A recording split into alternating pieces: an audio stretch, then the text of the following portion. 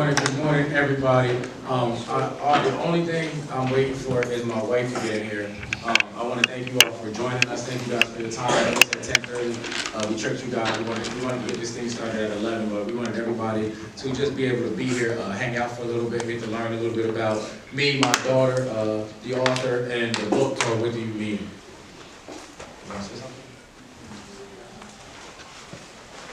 Thank you, everybody, for coming.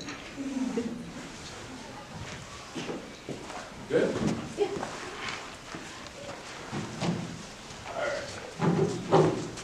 So we have like a small presentation that we put together for you guys. We just wanted to first take a couple minutes to obviously talk about the book.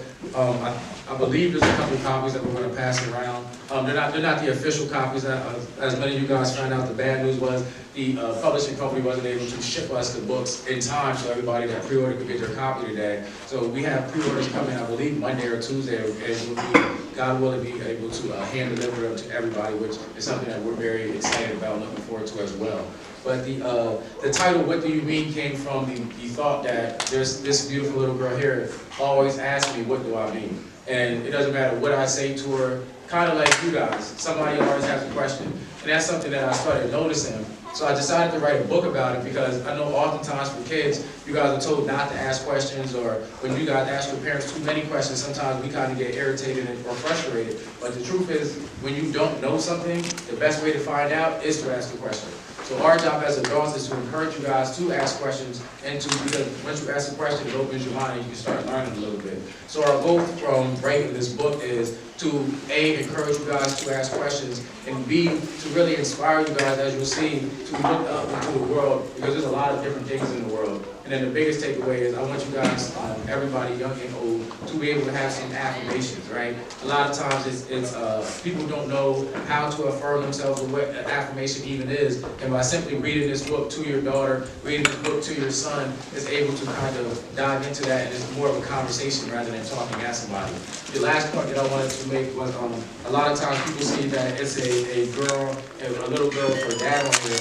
But I want you guys to be able to read this book and internalize it. So what that means is being able to read it and not have a Teyana, but actually be able to place yourself in it. So for example, when Samaj JP asks her dad a question, imagine that it's yourself. When her dad's talking to her, imagine that it's you. And by placing yourself in the book, I think you'll be able to gain a better understanding and appreciation for it. What do you mean? A book about a curious little girl who always asks her dad, what do you mean? This is the author's note. Have you ever heard something and thought, what do you mean? This book is a descriptive dialogue between a father and his daughter who is searching for clarity. There's no such thing as a dumb question. Never be afraid to ask a question when you're confused. Ready? There was once a curious girl named Smudgy P. She loved to ask questions. Her favorite question was, what do you mean?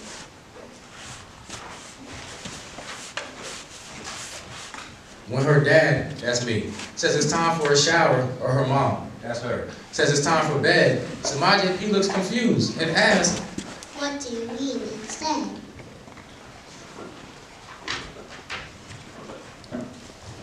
Samaj JP is really smart, and one day while talking to her dad, her questions made her imagination run wild.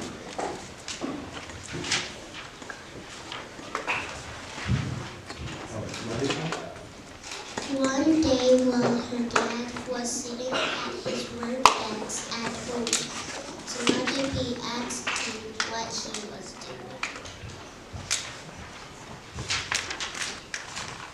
Her dad, me. I smiled and said, baby, I'm working. Yeah. What do you mean, said Smudgy P. Mommy goes to a big building far away to... So let's take a moment right there. It says, what do you mean, Samaj JP said, Mommy goes to a big building far away to work. So by a show of hands, how many of you guys, and you younger kids, know what your parents do, like where they work at, what they do for their job? So if you didn't know what your parents did for their job, would you ask them? See, sometimes it's like we're scared to ask questions even if we don't know the answer, right? So she was asking me, like, my wife works at a bank and I work from home. So she was confused as to why she leaves to go to a big building every day and I work from home. You know, some people had this thought that entrepreneurs don't work. It's crazy, right? Yes, said her dad eagerly, but I'm an entrepreneur. Therefore, I get to work from home. What do you mean, said Margie P? What is an entrepreneur? That's a great. So who knows how to spell entrepreneur? Where's all the scholars at? You guys looking at each other? So check it out. ENTREPRENEUR.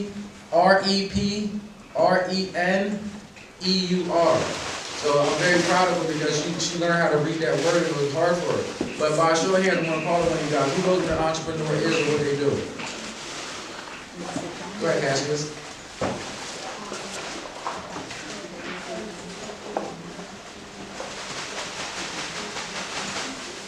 So instead of working with somebody else, they have their own company? I like that. What did you want to say, Zayden? You raised your hand. You want to say something? All right. Did you have something? What are you going to say? Someone that influences people.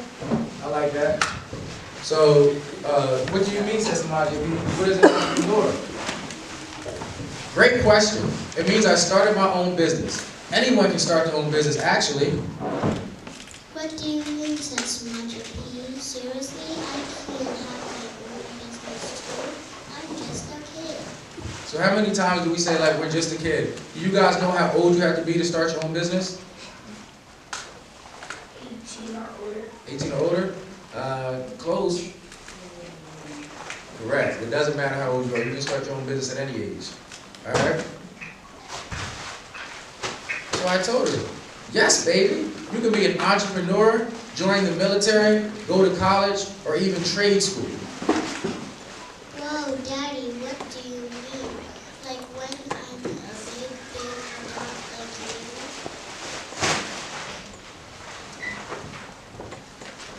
you? Yes, honey. Have you ever thought about what you want to do when you get older? Does this sound familiar? How I already talked to you guys about your goals, your dreams, what you want to do when you get older? Have you ever thought about what you want to do when you get older? What do you mean, said Margie P? I told Mommy I want to be like her, so I have to work at the job. So I don't know if you guys can tell or not, but this was like a real conversation that my daughter and I had. And this is what she does, right? Because a lot of times, girls want to be like their mom and boys want to be like their dad. So I asked her, what does she want to do when she gets older? Her first thing was, I want to be just like mommy, so I want to do what she does. What if you don't like what your parent does? You got to start figuring out what you want to do for yourself, right? So I said, oh, okay, well, what if you don't like mommy's job? Well, what will I do then? Margie P asked worried. Let me see your worried face.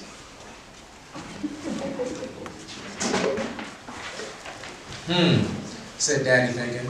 You like gymnastics, you could be like Gabby Douglas or Simone Biles. So by a show of hands, who knows who Gabby Douglas or Simone Biles is? So none of you guys know who Gabby Douglas or Simone Biles is? So like there's this thing called the Olympics and they're famous like Olympians, but they're female famous Olympians and they get a lot of gold medals.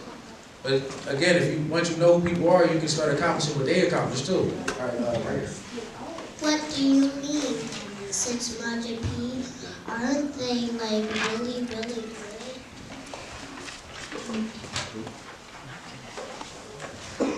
Yes, but with practice, you could be too. Just think, you can play basketball and be like my cousin Candace Parker or LeBron James. Does anybody show of hands who knows who Candace Parker? Okay, or LeBron James. You know who that is? All right, right here. What do you mean? Don't they play professionally or something? Yes, but the goal is to aim high. Just think, you could be a doctor like Rebecca Crumpler and Jocelyn Elders. Now, by a show of hands, who knows who Rebecca Crumpler and Jocelyn Elders are? You do? Who are they?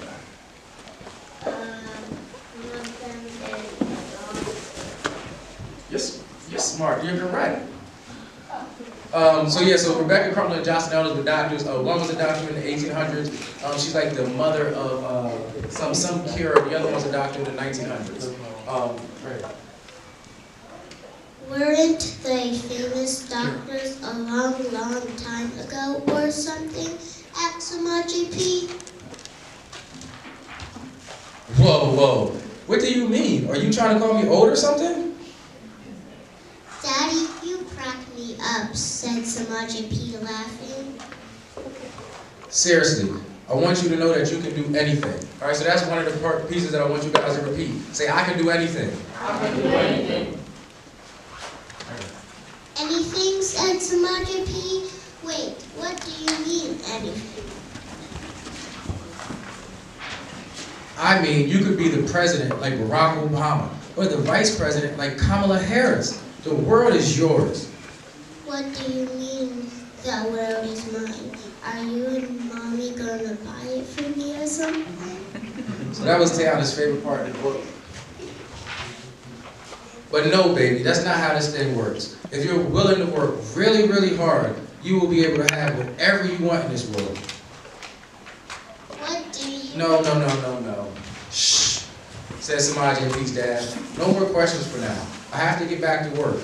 Always remember something though, he said as Samaji and Pete got up to leave.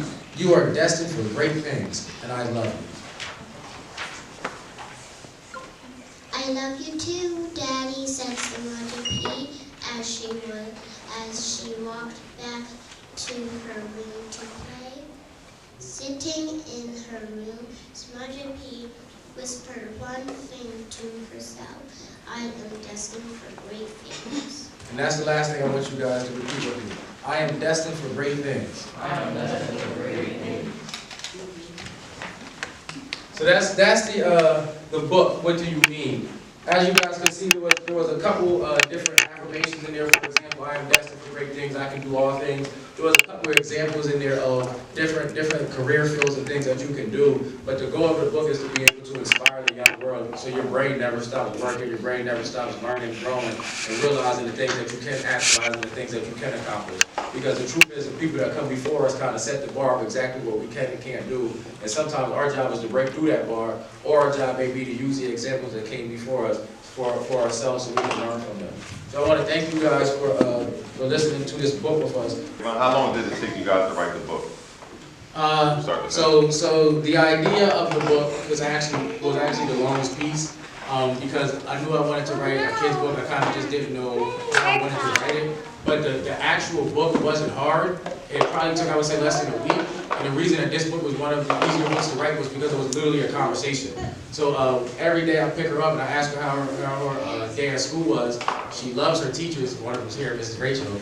But she always tells me about her school day. And I ask questions, she asks questions. So it was literally just taking one of those. I could have took any day that we had a conversation or wrote about, but it was literally taking one of those conversations and putting it into a book. Asriel? It's a good book. It's a good book. Carl has like a conversation and how like moved on to the book.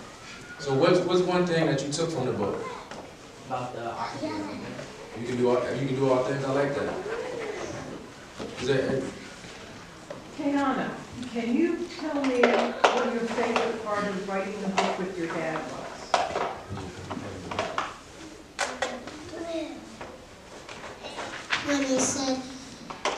When they said, were my mom and dad gonna buy the whole entire road for me? Very cool. if you guys don't have any questions, I'll ask you guys some.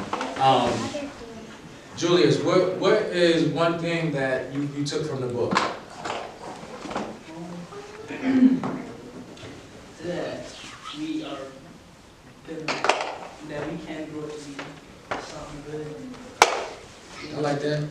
There's no wrong answer. I like that. So, what's your name? Riley? So Riley, what is one thing that you think you should start asking your mom more often?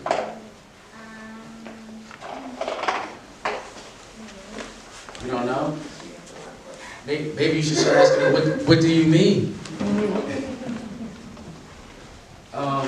Let me look through this book. Because there was a couple things that I have a question. that struck me, and I I wanted to use it as talking points.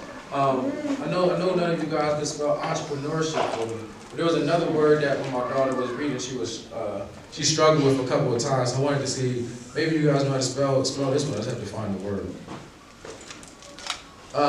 Okay, here we go. Professionally. It's not as hard as entrepreneurship, but somebody spell professionally for me. Go ahead. P-R-O-S. No. O-F. E-S. S-I-O-N-A-L-Y. A-L-L-Y. Good job. Give them a round of applause. Good job. So it's usually harder to spell something when you don't have like the word in front of you, right? You're trying to spell it from memory. Another question I have is, how do we set our standards, right? And this is a different thing for everybody, but this is a deeper type of question. But and throughout the story, I use examples of professional athletes or doctors or a president. But that's really setting the bar like really high, right? Because there's average people that don't necessarily we know about, but they do amazing things every day. So the question I have is, I guess you could say, can you provide an example of your role model?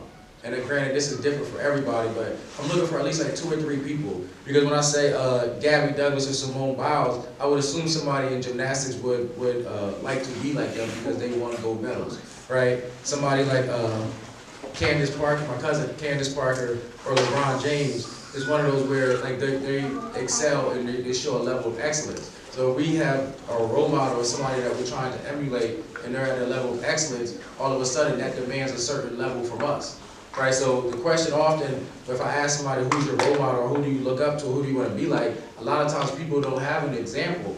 And when you don't have an example, that means that you're going to start being what cultural norms is, and that's what you see. And a lot of times what you see is just proximity. You realize, I grew up with this person, that doesn't even mean that we're friends, we have the same values and we like the same thing. So again, this is like a rhetorical question, but how do you set your goals and who are your role models?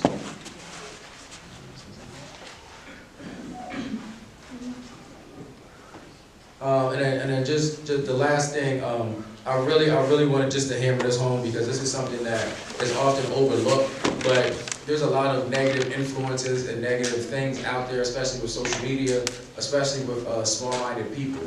So with knowing that a lot of times we have more negative influences than positive influences, and even as humans we have 10,000 thoughts a day, 80% of them being negative. So we can start thinking more positive. We call it stinking thinking when you think a lot of negative thoughts. But if we can start thinking more positive, that's where the affirmations come into play. So if you guys could just entertain me and just repeat after me, I can do all things. I can do all things. I can do all things. I can do all things. Say it one more time. I can do all things. And then the last one, if you guys could repeat after us. I am destined for great things. I am destined for great things. Come on, like you mean it. I am destined for great things. I am destined for great things.